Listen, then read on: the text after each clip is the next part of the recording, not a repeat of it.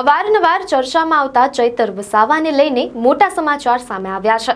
છેલ્લા 2 મહિનાથી વધુ સમયથી જેલમાં બંધ ધારાસભ્ય ચૈતર વસાવાને આખરે જામીન મળ્યા છે। આજની કોર્ટ કાર્યવાહી બાદ ચૈતર વસાવાના શરતી જામીન મંજૂર કરવામાં આવ્યા છે।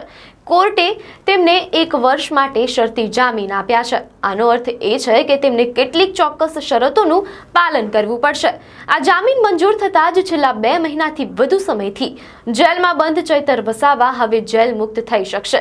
મીડિયા અહેવાલો અનુસાર ચૈતર વસાવા પર આ વર્ષે જુલાઈ મહિનામાં ડેડિયાપાડા ખાતે પ્રાંત કચેરીમાં લાફાકાંડ આચરવાનો આરોપ છે। આ ઉપરાંત તેમના પર એક વનકર્મીને મારવાનો પણ આરોપ છે। અગાઉ તેમને માત્ર વિધાનસભાના સત્રમાં હાજરી આપવા માટે 3 દિવસના વચગાળાના જામીન મળ્યા હતા, પરંતુ હવે કોર્ટે તેમને 1 વર્ષ માટે શરતી જામીન આપ્યા છે। આ સમાચારથી તેમના સમર્થકોમાં ખુશીની લહેર છવાઈ ગઈ છે। આવી જ ન્યૂઝ અપડેટ માટે ધ લોકસત્તા પેજને ફોલો કરો।